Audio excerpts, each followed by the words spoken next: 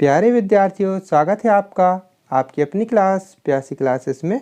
आज की वीडियो में हम कक्षा 10वीं विषय गणित NCERT पाठ्यक्रम के अंतर्गत अध्याय 10 व्रत और व्रत के सभी इम्पोर्टेंट प्रश्नों का हल जानेंगे ही नहीं बल्कि उन्हें सीखेंगे।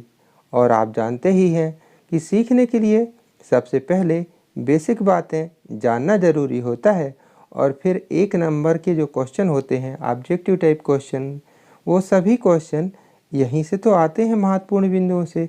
तो इसलिए सबसे पहले इस अध्याय के महत्वपूर्ण बिंदु जाने लेते हैं। इन्हें बहुत अच्छे से ध्यान से समझिएगा। तो चूंकि इस अध्याय का नाम व्रत है तो सबसे पहले अपन व्रत की परिभाषा जाने लेते हैं।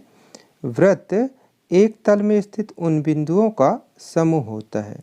उन बिंदुओं का समूह होता है। अब देखिए कौन बिंदुओं का, उन बिंदुओं का समूह होता है जो एक नियत बिंदु से अचर दूरी पर होते हैं। ये देखिए ये यहाँ पर हमने बिंदु डॉट डॉट डॉट डॉट करके बनाए हैं। ये बिंदु, बहुत सारे बिंदु, एक रेखा पर आप जानते हैं ना बहुत सारे बिंदु होंगे, तो इसी प्रकार यहाँ पर बहुत सारे बिंदु हो सकते हैं। तो ये बिंदु जो है इससे हमेशा फिक्स दूरी पर बने रहेंगे। आप यहाँ लें, चाहे इस साइड लें, चाहे यहाँ लें, तो ये जो स्थिर बिंदु है, नियत बिंदु है, इसको अपन केंद्र कहेंगे। और जो अचर दूरी बनी हुई है इसको अपन क्या कहेंगे, त्रिज्या। तो इन बिंदुओं के समूह को हम क्या कहते हैं, व्रत है। ये आपको नॉलेज के लिए थी बात। अब आगे बढ़ते हैं। स्पर्श रेखा कि किसी व्रत की स्पर्श रेखा वह रेखा है, किसी व्रत की स्पर्श रेखा वह रेखा है जो व्रत के केवल एक बिंदु से होकर के जाती है। अर्थात स्पर्श रेखा व्रत को केवल एक बिंदु पर प्रतिच्छेद करती है। थोड़ी समझिए, यहाँ पर चित्र में ये व्रत बना हुआ है। अब देखें ये वाली जो रेखा ये व्रत के केवल इस बिंदु से होकर के जाती है, ठीक है ना, एक ही बिंदु से होकर के जाती है। तो इसको हम क्या कहेंगे, स्पर्श रेखा कहेंगे। ये व्रत को अगर हम कहें स्पर्श रेखा व्रत को कितने बिंदु पर काटती है, तो एक ही बिंदु पर टच करती हुई जाती है, यानी एक ही बिंदु से गुजरती है, एक ही बिंदु पर काटती है। जबकि मैं यहाँ बता दूं, ये देखिए कि हमने रेखा खींची है, आगे बताएंगे इसको, ये छेदक रेखा कहलाती है। ये देखें व्रत को यहाँ एक और ये दो बिंदु पर काटती है, तो ये स्पर्श रेखा नहीं है, स्पर्श रेखा ये है। तो स्पर्श रेखा व्रत के कितने बिंदु से होकर के जाती है, एक बिंदु से होकर के जाती है। और जहाँ पर ये टच करती है उस बिंदु को स्पर्श बिंदु कहते हैं। देखिए स्पर्श बिंदु की परिभाषा भी हमने बताई है कि व्रत तथा उसकी स्पर्श रेखा के उभयनिष्ठ बिंदु, उभयनिष्ठ यानी जो दोनों में होता है, व्रत तथा उसकी स्पर्श रेखा के उभयनिष्ठ बिंदु को स्पर्श बिंदु कहते हैं। ये वाला बिंदु देखें, मैं बात करूं ये बिंदु, तो ये बिंदु व्रत पर भी है ना, व्रत पर, और ऐसे करूं तो ये रेखा में भी है। तो ये बिंदु इस रेखा में भी है और व्रत में भी है, यानी दोनों में है, तो उभयनिष्ठ है। तो इस उभयनिष्ठ बिंदु को स्पर्श बिंदु कहते हैं। खाली स्थान में आ जाते हैं विद्यार्थी ऐसी बातें। फिर स्पर्श रेखा पर त्रिज्या लंब होती है। स्पर्श, ये प्रमेय भी होता है, इसको अपन सिद्ध भी करेंगे। स्पर्श रेखा पर त्रिज्या लंब होती है। देखिए ये स्पर्श रेखा हो गई, ये स्पर्श बिंदु है, तो स्पर्श रेखा के स्पर्श बिंदु पर त्रिज्या हमेशा लंब होती है ये, ठीक है। फिर आगे देखते हैं स्पर्श रेखा की लंबाई क्या कहलाती है। स्पर्श रेखा की लंबाई, तो व्रत के बाह्य बिंदु से, व्रत के बाह्य बिंदु से, देखिए ये देखिए ये व्रत बना हुआ है और ये बिंदु कहाँ, व्रत के अंदर थोड़ी नहीं है, ये बिंदु कहाँ, व्रत के बाहर है। तो व्रत के बाह्य बिंदु से स्पर्श बिंदु तक, ये स्पर्श बिंदु कहाँ, ये जैसे एक स्पर्श बिंदु ये है और यहाँ देखें तो ये है। तो बाह्य बिंदु से स्पर्श बिंदु तक के बीच की जो लंबाई है, मीन्स ये तो ये क्या कहलाती है, ये स्पर्श रेखा की लंबाई कहलाती है। परिभाषा फिर से, व्रत के बाह्य बिंदु से व्रत के स्पर्श बिंदु तक रेखाखंड जो है उसकी लंबाई को स्पर्श रेखा की लंबाई कहते हैं। आपने समझ लिया। चित्र में हम बताएं तो ये PQ और PR ये क्या है, स्पर्श रेखाखंड की लंबाइयां हैं। फिर आगे बाह्य बिंदु से व्रत पर केवल दो स्पर्श रेखाएं खींची जा सकती हैं और जिनकी लंबाइयां भी बराबर होती हैं। ये प्रमेय होता है, इसको सिद्ध करेंगे। फिर से कि बाह्य बिंदु से व्रत पर कितनी स्पर्श रेखा खींची जा सकती हैं, तो दो स्पर्श रेखाएं खींची जा सकती हैं। चित्र में देखें ये जैसे वृत्त हो गया, ये अभी आपने जाना ये बाह्य बिंदु है। तो यहाँ से मैं बोलूँ, यहाँ से कितनी स्पर्श रेखा खींच सकते हैं? तो एक ये खींच दिए, दूसरी खींच दिए, इसके अलावा कोई दूसरी रेखा हो ही नहीं सकती। आप अगर खींचेंगे ऐसे करके तो काट देगी, तो स्पर्श रेखा नहीं है ना।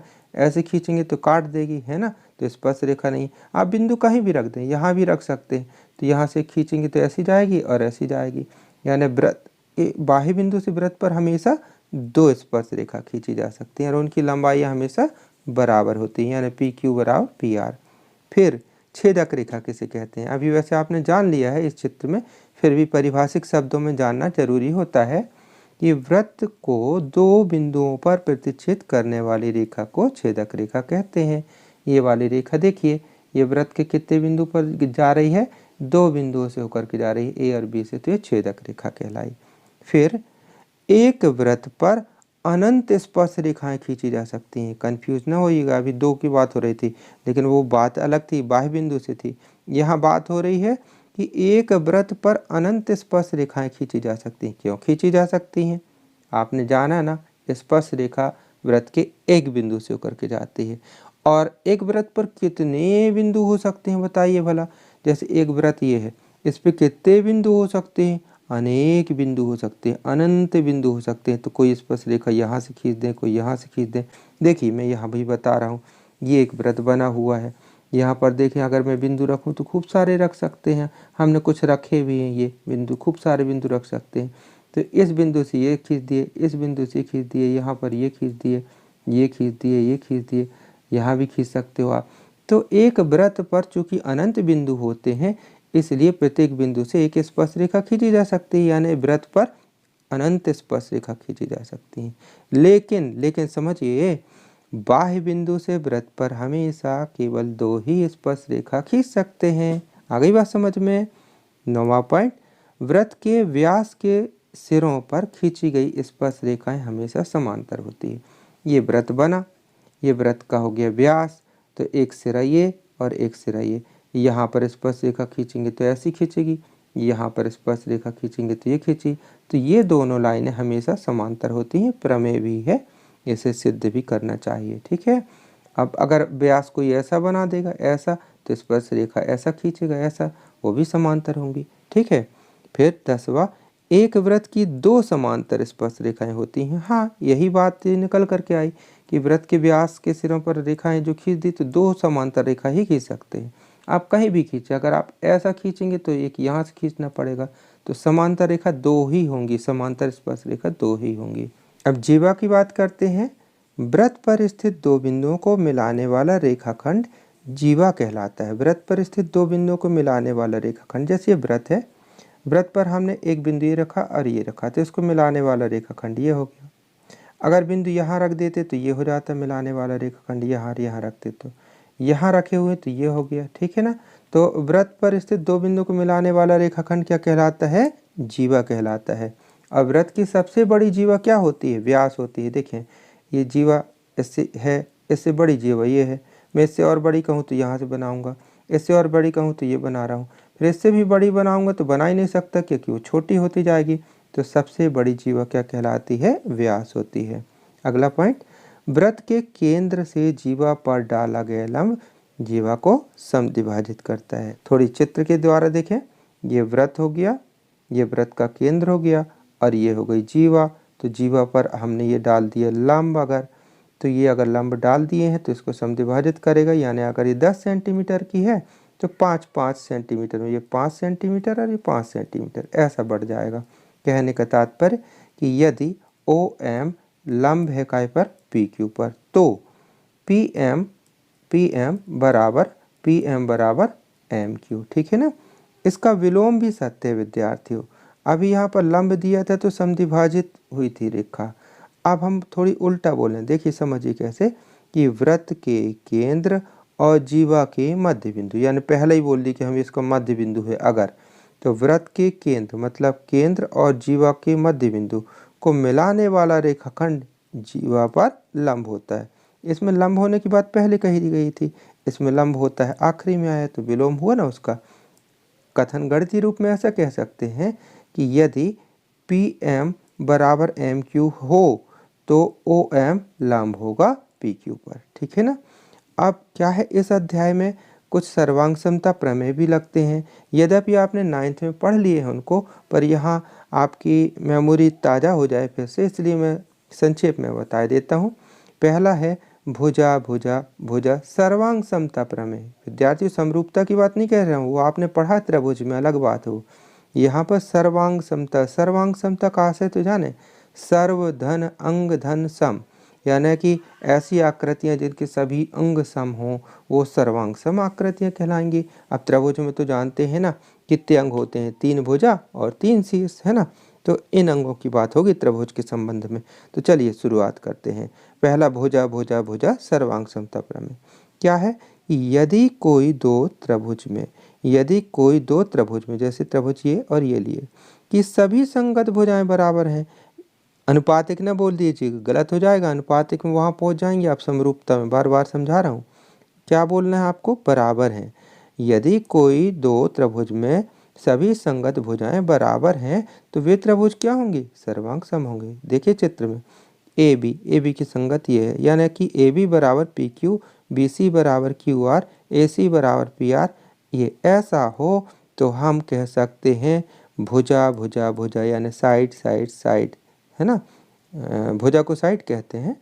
तो भुजा भुजा भुजा या SSS सर्वांग समता प्रमेय से ये दोनों त्रिभुज क्या होंगे, सर्वांग सम। ये सर्वांग सम का चिन्ह है। अब दूसरा प्रमेय है सर्वांग समता का, भुजा कोण भुजा, भुजा कोण भुजा। भुजा को क्या बोले, साइड, कोण को क्या बोलेंगे, एंगल। तो इसको क्या बोल सकते हैं शॉर्ट में, SAS सर्वांग समता प्रमेय से। यदि कोई दो त्रिभुजों में कोई दो संगत भुजाएं, जैसे हमने एक ये लिए हैं इसके संगत ये, और एक ये लिए तो ये, तो कोई दो संगत भुजाएं और उन्हीं के बीच, यानी जो भुजा लिए हो आप उन्हीं के बीच, तो भुजा ये और ये लिए थे तो इनके बीच का कोण ये कहलाया, ये लिए तो इनके बीच का कोण ये कहलाया, ये बराबर हो तो वे त्रिभुज क्या होंगे, सर्वांग सम होंगे। फिर से पढ़ दो, यदि कोई दो त्रिभुजों की कोई दो संगत भुजाएं एवं उनके बीच का कोण बराबर हो तो वे त्रिभुज सर्वांग सम होते हैं। आप समझ लीजिए, गणितीय रूप में ऐसा लिखेंगे इसको कि जैसे त्रिभुज ABC और त्रिभुज PQR में अगर AB बराबर PQ और AC बराबर PR और इन्हीं दोनों के बीच का कोण यानी A और P, तो जिस कोण को पढ़ते हैं उसको बीच में लिखा करते हैं ना। तो A कोण को पढ़ना है तो BAC यानी BAC, यहाँ P कोण को पढ़ेंगे तो QPR ऐसे पढ़ सकते हैं, ठीक है, यानी बीच में आना चाहिए जिस पॉइंट को, जिस कोण को पढ़ना है। तो ये बराबर हैं तो त्रिभुज सर्वांग सम होंगे।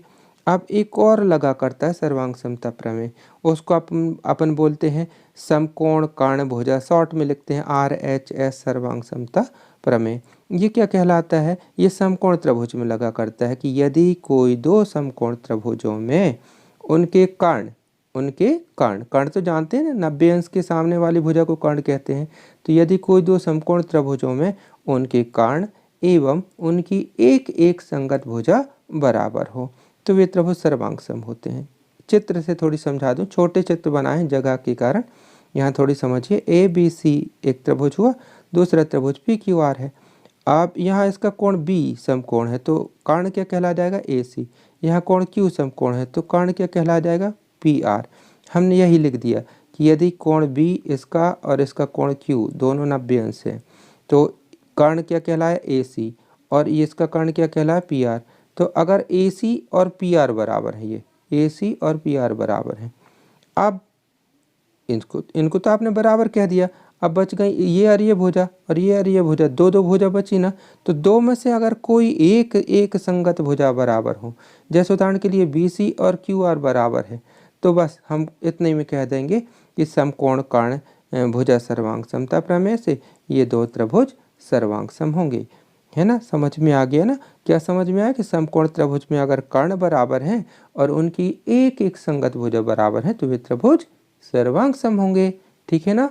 विद्यार्थियों, अब थोड़ी सा एक नज़र अंकों के विभाजन में भी, यहाँ से 1 अंक के 2 क्वेश्चन आएंगे और एक क्वेश्चन 3 अंक का आएगा।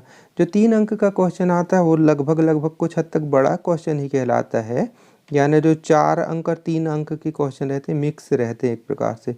तो यहाँ देखिए एक एक अंक के 2, एक क्वेश्चन 3 अंक का 5 अंक का यहाँ से आना है। वस्तुनिष्ठ देख लेते हैं।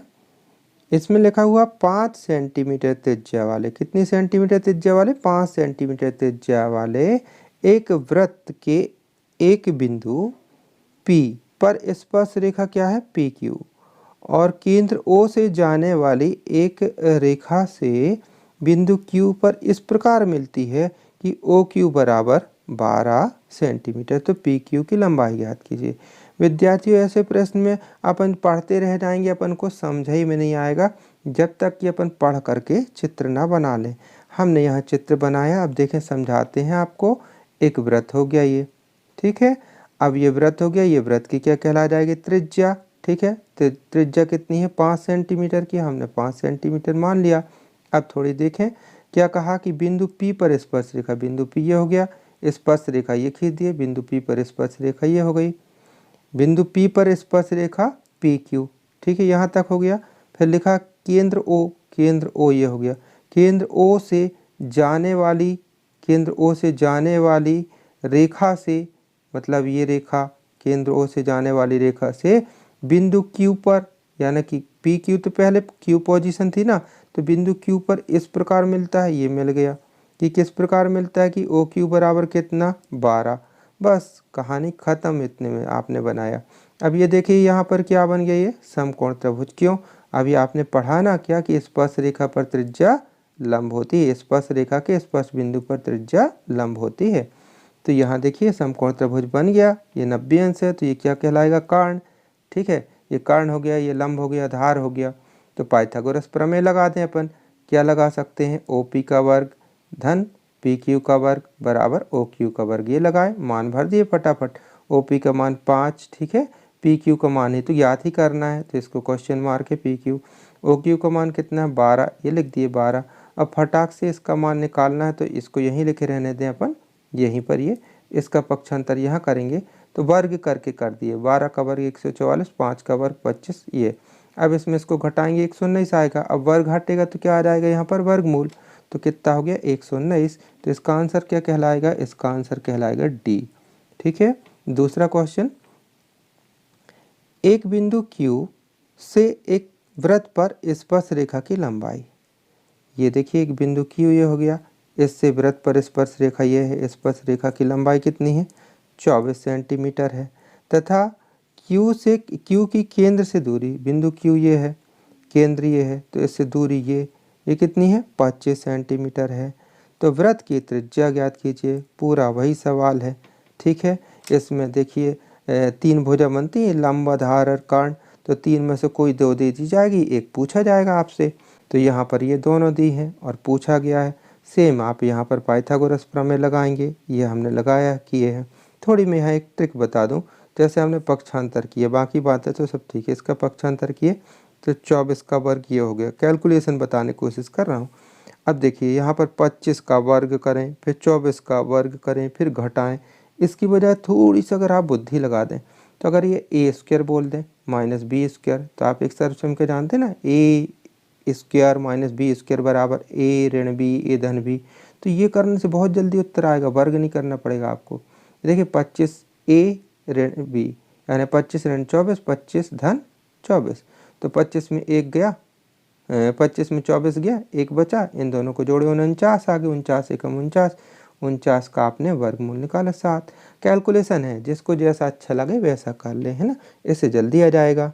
यानी दूसरे का उत्तर हुआ A। तीसरा क्वेश्चन, यदि एक बिंदु P से O केंद्र वाले किसी वृत्त पर PA और PB दो स्पर्श रेखा 80 अंश के कोण पर झुकी है। ये देखिए एक वृत्त हो गया, ये एक बिंदु P है, यहाँ से एक स्पर्श रेखा ये हो गया और एक ये हो गया। ये दोनों स्पर्श रेखा ये कितने अंश के कोण से झुकी हुई है, 80 अंश के कोण से झुकी हुई है। ये कोण सवाल में दिया है। ये तो क्या पूछा है आपसे कि कोण POA, जिस कोण के बारे में बात होती है उसको बीच में लिखेंगे, तो POA पूछा है। तो P ये है, O ये है और A, मतलब ये रेड से हमने किया, इस कोण के बारे में पूछ रहा कि ये कोण कितने अंश का होगा। थोड़ी सा आप दिमाग लगाइए, ज़्यादा कठिन नहीं है, ये कोण कितने अंश का है, 80 अंश का है। तो ये जो रेखा जो बीच में अपने केंद्र को इससे मिला देते हैं, ये इस कोण को आधा आधा बांट देती है एक्चुअली। ये 80 है तो ये 40 हो गया। अब इतना देखिए आप ट्रेंगल बन गया ना, त्रिभुज बन गया। तो ये कोण 40 अंश का, और ये तो 90 अंश होता ही है ना, क्योंकि स्पर्श रेखा पर त्रिज्या लंब होती है। तो ये 40, ये 90, तो 180 बनाने के लिए 50 ही तो बचा ना, तो इसका उत्तर आ गया 50। आप ऐसा कर सकते हैं, अगर इसको 2 नंबर में आ गया तो मानना पड़ेगा कि माना कि कोण x अंश का है। फिर लिखेंगे त्रिभुज के तीनों कोणों का योग 180 अंश होता है, इसलिए इस टाइप से लिखे पक्षांतर करके, ये आ गया। ठीक है, तो इसका आंसर आएगा कितना, 50 अंश।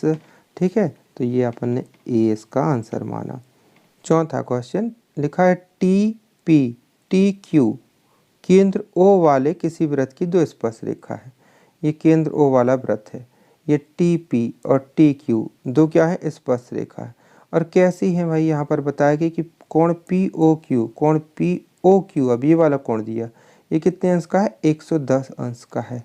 तो पूछा क्या है कि कोण PTQ, अब ये वाला कोण पूछ लिया यहाँ पर। तो अब ये कैसे ज्ञात करें, थोड़ी सी इससे डिफरेंट स्थिति है। देखिए यहाँ पर हम देखें तो ऐसी ऐसी ऐसी ऐसी आकृति कैसी दिख रही है, एक भुजा, दो भुजा, तीन भुजा, चार भुजा यानी चतुर्भुज। चतुर्भुज के ये कोण दिया, ये कोण दिया, ये कोण दिया, इसको ज्ञात करना है। आप जानते हैं चतुर्भुज के चारों कोणों का योग 360 होता है। तो इसको जोड़ेंगे तो कितना आ जाएगा, इसको जोड़ेंगे तो सबको 290 आएगा। अब 360 में 290 घटाएंगे तो बचा हुआ कोण आ जाएगा 70 अंश। इसका आंसर हो गया। इसको विधिवत हल करना है तो इस टाइप से हल करेंगे, अगर 3 नंबर में आ गया ये क्वेश्चन तो। और ऑब्जेक्टिव आया तो सीधा सीधा आपने इसको जोड़े तीनों को और 360 में घटा दिए तो 70 अंश आ जाएगा। ठीक है, तो इसका आंसर क्या होगा, इसका 70 देखिए कहाँ लिखा हो, बी, तो इसका आंसर होगा बी। रिक्त स्थान की पूर्ति कीजिए, बहुत सरल, आपसे जल्दी जल्दी बन जाएंगे। देखें क्या लिखा है, किसी वृत्त की स्पर्श रेखा उसे खाली स्थान बिंदु पर प्रतिच्छेद कीजिए करती है। कितने बिंदु पर प्रतिच्छेद करती है, अभी आपने पढ़ा ना, एक बिंदु पर। वृत्त की जो स्पर्श रेखा है वो एक बिंदु पर वृत्त को प्रतिच्छेद करती है। छेदक रेखा 2 बिंदु पर काटती है, दूसरे में शायद वही लिखा है। देखें वृत्त की 2 बिंदुओं पर प्रतिच्छेद करने वाली रेखा को क्या कहते हैं, छेदक रेखा। इसलिए तो हमने आपको क्या पढ़ाए थे पहले, मुख्य बिंदु है ना। तीसरे में वृत्त तथा स्पर्श रेखा के उभयनिष्ठ बिंदु को कौन सा बिंदु कहते हैं। आपसे कितने जल्दी जल्दी बन रहे हैं अब, है ना। इसको कहते हैं स्पर्श बिंदु कहते हैं। ठीक है ना, स्पर्श बिंदु, तो खाली स्थान में आएगा स्पर्श बिंदु। फिर चौथा, स्पर्श बिंदु से होकर जाने वाली त्रिज्या स्पर्श रेखा पर क्या होती है, लंब होती है। बिल्कुल पढ़ती से आप बता रहे हैं, आप होशियार हो गए सब कोई, है ना, लंब होती है। आप सत्य सत्य में देख लें, लिखा हुआ है वृत्त की 2 बिंदुओं पर प्रतिच्छेद करने वाली रेखा, वृत्त की 2 बिंदु पर प्रतिच्छेद करने वाली रेखा को क्या कहते हैं, छेदक रेखा। बिल्कुल सही बात है, तो ये कथन सत्य है। फिर वृत्त को एक बिंदु पर स्पर्श करने वाली रेखा को क्या कहते हैं, स्पर्शी रेखा तो कहते हैं। कथन बिल्कुल सत्य है, तो आपने सत्य सत्य जान लिए। अब यहाँ से एक वाक्य में उत्तर देख लेते हैं। वृत्त की 2 बिंदुओं पर प्रतिच्छेद करने वाली रेखा को क्या कहते हैं, घुमा फिरा करके वही बात पूछी जा रही है, छेदक रेखा कहते हैं। ठीक है ना, इसमें आएगा छेदक रेखा। फिर है वृत्त के एक बिंदु पर प्रतिच्छेद करने वाली रेखा को क्या कहते हैं, बताइए जल्दी, क्या कहते हैं, स्पर्श रेखा कहते हैं। तो इसका आंसर हो गया स्पर्श रेखा। समझ में आया। अब यहाँ से प्रमेय है, इनको कैसे सिद्ध करते हैं एक एक स्टेप समझाऊंगा, पूरे वीडियो पर बने रहिएगा। और यदि अभी तक सब्सक्राइब नहीं किए तो कर लीजिएगा, आपको इसी प्रकार के वीडियो हम लाते रहते हैं और बहुत सारे आपको उपलब्ध भी हो चुके होंगे। 5वां क्वेश्चन, सिद्ध कीजिए कि वृत्त के किसी बिंदु पर स्पर्श रेखा स्पर्श बिंदु से होकर जाने वाली त्रिज्या पर लंब होती है। तो देखें इसमें प्रमेय को सिद्ध करने के लिए कुछ नियम होते हैं, दिया है सिद्ध करना, जरूरत हो तो रचना लिखते हैं, फिर उपपत्ति पर प्रमेय सिद्ध होता है। तो सबसे पहले दिया है, क्या लिखेंगे, दिया है में लिखेंगे कि ये यहाँ से पढ़ें, यहाँ क्या लिखा हुआ, दिया है एक वृत्त जिसका केंद्र O, ये देखें एक वृत्त हो गया, इसका केंद्र क्या है, O है, तथा स्पर्श बिंदु की चर्चा हुई तो स्पर्श बिंदु भी आप मान लें। स्पर्श बिंदु हो गया P, और एक स्पर्श रेखा क्या हो गई एक्स वाई। इतनी चीज़ दी गई है। क्या दिया हुआ है? एक वृत्त जिसका केंद्र O और एक स्पर्श बिंदु और एक स्पर्श रेखा, इतनी चीज़ दी गई है। हमने यहाँ पर चित्र बना दिया। तो सिद्ध क्या करना है भाई कि OP लंब है एक्स वाई पर। आप कहेंगे ये कहाँ से लिख दिए? ये देखिए क्या लिखा हुआ कि स्पर्श बिंदु से होकर के जाने वाली त्रिज्या, तो त्रिज्या क्या हो गई OP, किस पर लंब होती है? स्पर्श रेखा पर। तो स्पर्श रेखा ये है, तो OP लंब है स्पर्श रेखा पर, त्रिज्या लंब है स्पर्श रेखा पर। ये सिद्ध करना है। आ गई बात समझ में? अब रचना में क्या करना पड़ता है? हमें कुछ एक्स्ट्रा काम करना पड़ता है जो उपपत्ति में या प्रमेय को सिद्ध करने के लिए आवश्यक होता है। तो इसको आप थोड़ी सा ध्यान रखेंगे। रचना में हमने यहाँ पर ये किया कि जो एक्स वाई स्पर्श रेखा है ना, इस पर हमने P के अलावा कोई और बिंदु ले लिए Q। हमने यहाँ लिए, आप यहाँ भी ले सकते, कहीं भी, यहाँ कहीं भी ले लें, पर P के अलावा कोई और बिंदु ले लिया Q, और क्या कर दिए? O को Q से मिलाया। रचना में जो भी कार्य करेंगे आप उसको बिंदुवत डॉटेड लाइन करके करेंगे, ठीक है। अब उपपत्ति पे बात आती है। तो उपपत्ति में चूंकि बिंदु Q स्पर्श रेखा एक्स वाई पर स्पर्श बिंदु के अतिरिक्त कोई बिंदु है, बिंदु Q स्पर्श रेखा पर स्पर्श बिंदु के अतिरिक्त कोई और बिंदु है। तो भाई स्पर्श बिंदु तो दोनों में होता है, किसमें? वृत्त में भी होता है और स्पर्श रेखा पर भी होता है, लेकिन ये स्पर्श बिंदु तो है नहीं है ना। तो जब है नहीं है तो ये वृत्त पर नहीं होगा ना, वृत्त के बाहर होगा। तो वही चीज़ हमने लिखा कि इसलिए बिंदु Q वृत्त के बाहर स्थित होगा। तो ये बिंदु बाहर स्थित है। तो अब मैं ये आपसे पूछूं कि OP और OQ में कौन बड़ा है? तो आप सीधी सी बात कहेंगे OQ बड़ा है। OQ बड़ा है कैसे? OP से। OQ बड़ा है OP से। इसको अगर मैं पलटा करके बात बोलूं तो इसको ऐसा कह सकते हैं कि OP छोटा है OQ से, यानी ये लाइन इससे छोटी है। ये अपन ने लिखा, ठीक है। अब हम कहें कि ये आप प्रमेय वैसे जाने भी होंगे 9th में कि किसी बिंदु O से, एक बिंदु O है, हम कहें कि इस पर आपको लंब खींचना है। तो लंब ऐसे ही तो खींचेंगे ना। हमने कहा लंब खींचना है और आप ऐसे खींच दोगे लंब है, तो कहेंगे हट ये लंब नहीं है। तो कोई ऐसा खींचेगा तो आप कहोगे लंब नहीं है। लंब क्या होगा? लंब बिल्कुल सबसे छोटी रेखा होगी, है ना। सबसे छोटी रेखा जो होगी वही लंब होती है। तो यही प्रमेय इसमें लगा हुआ है।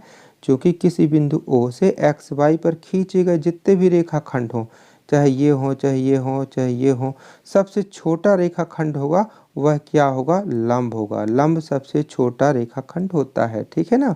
तो इसलिए जब ये हमने कह दिया सबसे छोटा रेखाखंड है, यहाँ आपने क्या प्रमाणित कर दिया कि सबसे छोटा है, तो सबसे छोटा है तो लंब होगा। बात हो गई सिद्ध।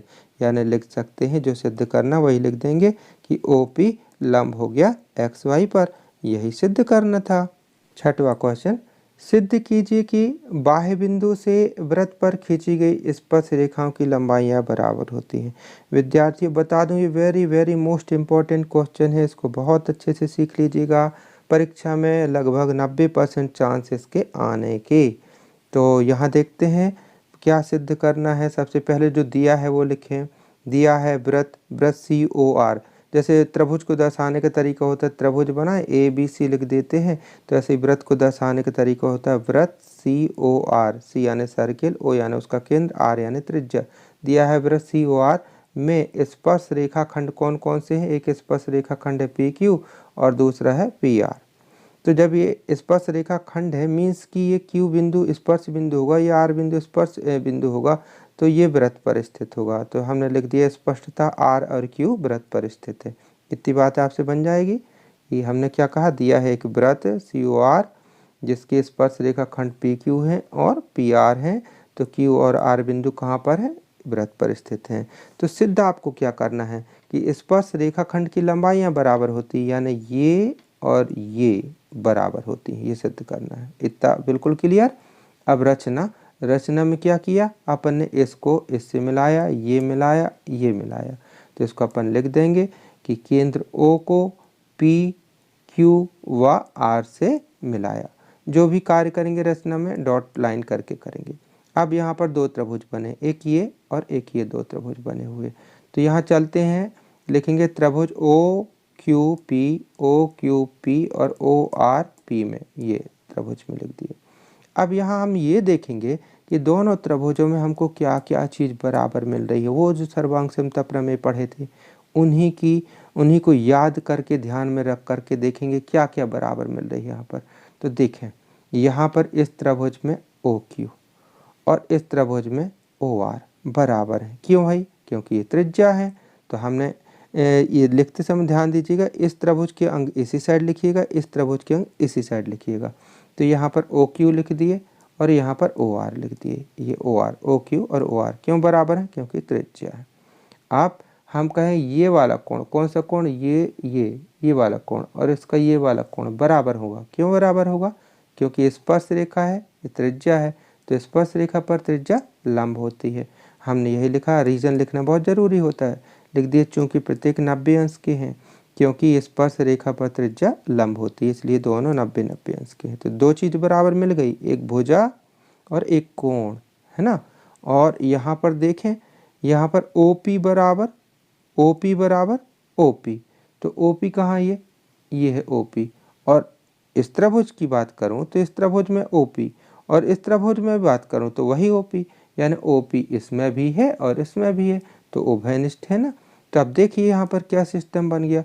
यहाँ पर ये बन गया कि ये समकोण है ना, समकोण, तो समकोण के सामने का कर्ण हो गया। तो ये समकोण त्रिभुज हो गए दोनों। तो समकोण त्रिभुज में एक कर्ण बराबर हुआ, कर्ण बराबर हुआ ना, ये कर्ण बराबर है, और एक भुजा भी बराबर है। तो यहाँ कौन सा प्रमेय लग गया? समकोण कर्ण भुजा सर्वांग समता प्रमेय से क्या हो गया कि भाई ये दोनों त्रिभुज क्या हो गए? सर्वांग सम हो गए। और जब त्रिभुज सर्वांग सम हो गए तो सभी अंग ही सम हो गए। तो बचा जो कुछ वो भी सम ही होगा। या तो बचा क्या था? पी क्यू और पी आर, मतलब इसका पी क्यू इसकी संगत क्या है? पी आर के बराबर होगा। यही सिद्ध करना था। समझ में आ गया? 7वां क्वेश्चन, सिद्ध कीजिए कि दो संकेंद्रीय वृत्त, संकेंद्रीय यानी जिनके केंद्र कई हो, जैसे एक वृत्त ये है, इसका केंद्र ये है, ये वृत्त है, इसका भी केंद्र ये है। दो संकेंद्रीय वृत्त में बड़े वृत्त की जीवा, जीवा ये कहलाती है ना, दो बिंदुओं को मिलाने वाले रेखाखंड, बड़े वृत्त की जीवा, बड़े की जीवा छोटे वृत्त को स्पर्श करती है। छोटा वृत्त ये है, इसको स्पर्श करती है। तो स्पर्श बिंदु पर उसको समद्विभाजित होती है। स्पर्श बिंदु ये है, तो स्पर्श बिंदु पर ये वाली जीवा समद्विभाजित हो जाती है, यानी कि AP बराबर PB, ये अपन को सिद्ध करना हमें आ जाएगा। तो इसको कैसे लिखेंगे? लिखेंगे दिया है दो संकेंद्रीय वृत्त C1 और C2, एक संकेंद्रीय वृत्त C1 है, दूसरा C2 है, दोनों संकेंद्रीय हैं, जिनका केंद्र क्या है? O है। चित्र में समझ में आ रहा है, जिनका केंद्र O है। तथा बड़े वृत्त की जीवा, बड़ा वृत्त ये है, इसकी जीवा ये, बड़े वृत्त की जीवा क्या है? AB है। छोटे वृत्त को यानी इसको C2 को कहाँ पर? P पर स्पर्श करती है। समझ में आया? दिया है इतना। फिर सिद्ध क्या करना है कि स्पर्श बिंदु पर समद्विभाजित होती है, यानी AP बराबर PB, ये स्पर्श बिंदु है ना, इस पर समद्विभाजित होती है। सम द्विभाजित बराबर बराबर दो भाग, यानी AP बराबर PB, ये सिद्ध करना। उपपत्ति पे चलते हैं। तो उपपत्ति पे चलें, चूंकि APB एक रेखाखंड है ना, ये क्या है? कौन सा रेखाखंड है? रेखाखंड तो है, लेकिन दूसरे वृत्त यानी C2 को, छोटे वृत्त को P पर स्पर्श करती है। तो ये बड़े वृत्त की तो जीवा है, पर छोटे वृत्त की क्या है? स्पर्श रेखा है। तो स्पर्श रेखा ये है और ये त्रिज्या है, तो स्पर्श रेखा पर त्रिज्या लंब होती है। तो वही बात हमने लिखे हैं कि यह C2 वृत्त की स्पर्श रेखा है जो C2 को P पर स्पर्श करती है, एवं OP वृत्त की त्रिज्या है, OP त्रिज्या है, तो स्पर्श रेखा पर त्रिज्या लंब होती है, तो इसलिए OP लंब हो गया इस पर। हमने क्या बात अभी तक निकाल करके ले आए यहाँ पर कि OP लंब है AB पर। ठीक है, अब एक प्रमेय लगने वाला है, ध्यान आया होगा कि केंद्र से जीवा पर डाला गया लंब जीवा को समद्विभाजित करता है, वो लग गया। ये अब पहले तो ये बताना पड़ेगा जीवा है, तो भाई ये जीवा है ना, दिया तो है, लिखा है AB, C1 वृत्त की क्या है? जीवा है, और ये लंब है, आपने सिद्ध किया ही। तो बस प्रमेय लगा दीजिए, केंद्र से जीवा पर डाला गया लंब जीवा को समद्विभाजित करता है, इसलिए AP बराबर PB, यही सिद्ध करना था। 8वां क्वेश्चन, सिद्ध कीजिए कि किसी वृत्त के किसी व्यास के सिरों पर खींची गई स्पर्श रेखाएं समांतर होती हैं। ये वृत्त हो गया, ये वृत्त का व्यास हो गया, इसके सिरे पर एक रेखा ये और ये खींच दिए तो ये रेखा समांतर होती है, सिद्ध करना है। चलिए देख लेते हैं दिया क्या है। दिया है वृत्त COR में PQ व्यास है, O वृत्त का केंद्र है तथा P और Q पर स्पर्श रेखा, P पर और Q पर रेखा, स्पर्श रेखा कौन कौन सी, P पर है AB और Q पर है CD, स्पर्श रेखा AB और CD है। ठीक है, क्या सिद्ध करना है कि स्पर्श रेखा ये समांतर होती हैं, ये सिद्ध करना है। अब उपपत्ति पे यहाँ रचना की जरूरत नहीं पड़ेगी। उपपत्ति पे चूंकि PQ क्या है, व्यास है, और व्यास किसे कहते हैं, जो केंद्र से होकर के जाता है ना, ऐसी जीवा जो केंद्र से होकर के जाए, है ना। तो ये केंद्र से होकर के जाएगी, तो चूंकि PQ व्यास है, अतः व्यास की परिभाषा से ये जरूर कहाँ से होकर के जाएगा, केंद्र O से होकर के जाता है। और जब ये केंद्र O से होकर के जाता है तो आप क्या बोल सकते हैं कि OP और OQ क्या होंगी, वृत्त की त्रिज्या होंगी। और ये स्पर्श रेखा है, ये तो 10 सवाल ही में दिया था, प्रमेय लग गया भाई। कौन सा, कि स्पर्श रेखा पर त्रिज्या लंब होती है, यानी इस पर ये लंब है, ऐसे इस पर ये लंब है। यानी हम कह सकते हैं कि OP लंब है काय पर, AB पर। जब OP लंब है AB पर तो ये वाला कोण यानी कोण OPB कितने अंश का होगा, 90 अंश का होगा। इसी प्रकार इस पर कौन सी रेखा लंब है, ये यानी OQ लंब है काय पर, CD पर। तो कोण OQC बराबर 90 अंश का होगा। एक हमने इस साइड का ले लिया और एक इस साइड का ले लिया, तो ये कोण एकांतर अंतःकोण कहलाए ना, एकांतर अंतःकोण कहलाए। और दोनों 90-90 के हैं, तो समीकरण 1 और 2 से ये दोनों कोण बराबर हैं और ये दोनों कोण एकांतर अंतःकोण हैं। तो जब एकांतर अंतःकोण होते हैं तो समांतर अभिग्रहित से ये दोनों लाइन समांतर होती हैं। तो ये सिद्ध करना था। 9वां क्वेश्चन, एक बिंदु A से जो वृत्त के केंद्र से कितनी दूरी पर है, 5 सेंटीमीटर की दूरी पर है। वृत्त पर स्पर्श रेखा की लंबाई 4 सेंटीमीटर है, तो वृत्त की त्रिज्या ज्ञात कीजिए। ऐसे सवाल में आप जैसे ही चित्र बनाएंगे और फट से उत्तर आ जाएगा, समझ लीजिए। पढ़ करके सिर्फ चित्र ध्यान से बनाना है। तो एक बिंदु A, तो एक बिंदु ये रख दिए, एक वृत्त बना दिए, एक बिंदु ये रख दिए। अब यहाँ से क्या कहा, A से एक वृत्त के केंद्र से 5 सेंटीमीटर दूरी पर है, यानी A से जो केंद्र है उसकी दूरी कितनी है, 5 सेंटीमीटर है, ये दिया। ठीक है ना। और स्पर्श रेखा की लंबाई, यानी A से जो स्पर्श रेखा खींचे हैं, स्पर्श बिंदु ये हो गया, ये खींचे हैं, स्पर्श रेखा की लंबाई कितनी है, 4 है। तो त्रिज्या ज्ञात कीजिए। ऐसा ही बिल्कुल सेम सवाल ऑब्जेक्टिव टाइप में अपन ने कर चुके हैं, लेकिन देखिए ना, जितना नंबर उतना ही काम। वहाँ 1 नंबर का था तो 1 नंबर लाइक किए, यहाँ 3 नंबर का है तो उसको थोड़ी सी सिस्टमेटिक जमा के कर दिए। बस माना केंद्र, वृत्त का केंद्र O है तथा स्पर्श बिंदु बाह्य बिंदु है, बाह्य बिंदु A से खींची गई स्पर्श रेखा कौन सी, AP है, तो P स्पर्श बिंदु है। सिस्टमेटिक ढंग से जमा बस दिए हैं। तो OA बराबर कितना है, 5 है, AP बराबर कितना है, 4 है, OP क्या है, त्रिज्या है। अब पूरा चूँकि OP इस पर लंब होती है, इसलिए ये कोण 90 अंश का हो गया। तो 90 अंश का हो गया तो समकोण हो गया। जब समकोण हो गया तो पाइथागोरस प्रमेय लग गया। बस पाइथागोरस प्रमेय लगा दीजिए। कैसे लगाएंगे, लंब का वर्ग धन आधार का वर्ग बराबर कर्ण का वर्ग, यानी OP का वर्ग AP का वर्ग धन AP का वर्ग धन बराबर OA का वर्ग, ये लगा दिए। अब इसमें मान भर दिए भाई, जिसके जिसके मान मालूम है आपके पास।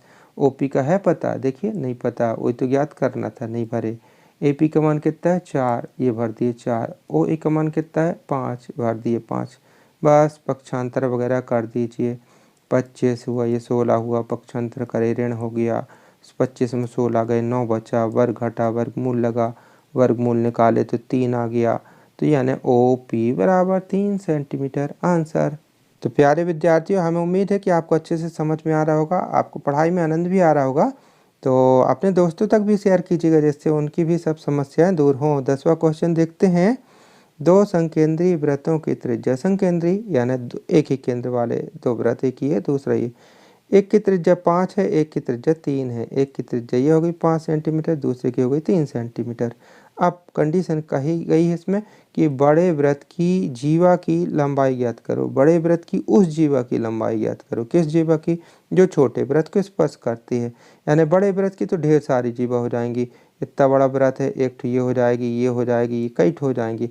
लेकिन कहा उस वृत्त की जो छोटे वृत्त को स्पर्श करे वो वाली जीवा ज्ञात करना है। ये वाली, ये छोटा वृत्त ये है, इसको स्पर्श करती है, ए बी को ज्ञात करना है। बस ये चित्र बन गया। अब चित्र में जो जो दिया है उसको आप लिख डालें। क्या दिया है? ओ ए बराबर 5, ओ पी बराबर कितना? 3 सेंटीमीटर। ठीक है ना। अब अच्छा जीवा की याद करना तो मैं बता दूं, बिल्कुल शॉर्टकट बता दूं कि इसमें क्या करना है। यहाँ पर लंब होती है तो इसको आधा आधा जीवा वृत्त के केंद्र से जीवा पर डाला गया लंब जीवा को समद्विभाजित करता है, आधा आधा बांटता है। तो अगर किसी तरीके से आप इसको ज्ञात कर लेंगे, इसको जस्ट डबल कर देंगे, उत्तर आ जाएगा। देखिए ना, ये समकोण त्रिभुज बन गया। कर्ण दिया, लंब दिया, आधार ज्ञात करेंगे पक्षांतर करके, इसका डबल कर देंगे, उत्तर आ जाएगा। बस वही सब बातें यहाँ लिखी गई हैं, सिर्फ समझा दिया गया डिटेल में। तो छोटे वृत्त, अब हमने लिखा छोटे वृत्त के रेखाखंड ए पी बी। छोटे वृत्त की जो रेखाखंड ए पी बी क्या है? क्या है? स्पर्श रेखा है। और ये क्या है? त्रिज्या है। तो पहले हमको ये प्रूफ करना पड़ेगा कि ये लाइन इस पर लंब होती है। तो कह दिए कि स्पर्श रेखा पर त्रिज्या लंब होती है, तो ये इस पर लंब होती है। ये बात हमने कह दी है। तो अब फिर प्रमेय लगाएंगे कि चूंकि वृत्त के केंद्र से जीवा पर डाला गया लंब जीवा को समद्विभाजित करता है, तो इसको आधा आधा बांटता है। ठीक है। तो अब हम यहाँ पर ही कह सकते हैं कि समकोण त्रिभुज तो है, ये लंब कह रहे थे, तो समकोण त्रिभुज में पाइथागोरस प्रमेय लगाए। पाइथागोरस प्रमेय की सहायता से क्या निकालेंगे? पक्षांतर का। ये मान भरते बन जाएगा, आपसे किए भी हैं अभी आपने ऐसा क्वेश्चन। मान भर लिए, उत्तर आ गया कहाँ तक? ए पी ये निकला। अभी जीवा नहीं निकली, जीवा इतनी है। ए बी बराबर क्या कर देंगे? ए पी का डबल। ए पी का डबल, तो ए पी का मान कितना आया था? 4। तो ए बी बराबर 2AP। तो ए पी पी का मान कितना आया था? ए पी का मान कितना आया था? 4। ये 4 लिख दिए, 4 दूनी 8, यानी ए बी बराबर 8 सेंटीमीटर। लिख देंगे आंसर। बड़े वृत्त की जीवा ए बी बराबर 8 सेंटीमीटर है। तो प्यारे विद्यार्थियों, कैसा लगा आज का वीडियो? उम्मीद करते हैं बहुत अच्छे से समझ में आ गई होगी सभी बातें। एक एक प्रश्न आपने सीख लिया होगा। हाँ, लेकिन गणित अभ्यास का विषय होता है, आप ज़रूर प्रैक्टिस कीजिएगा, बिना देखे तभी बनेंगे। और यदि वीडियो अच्छा लगा है तो लाइक करें और अधिक से अधिक अपने दोस्तों तक शेयर करें। ये काम हम आप पर छोड़ते हैं, हम अपना दायित्व पूरा कर रहे हैं, आप अपना दायित्व भी पूरा कीजिए। लाइक करें, शेयर करें और इसी प्रकार के और भी वीडियो प्राप्त करने के लिए सब्सक्राइब कर लीजिएगा। तो मिलते हैं अगले वीडियो पर, तब तक के लिए बाय, थैंक यू, जय हिंद।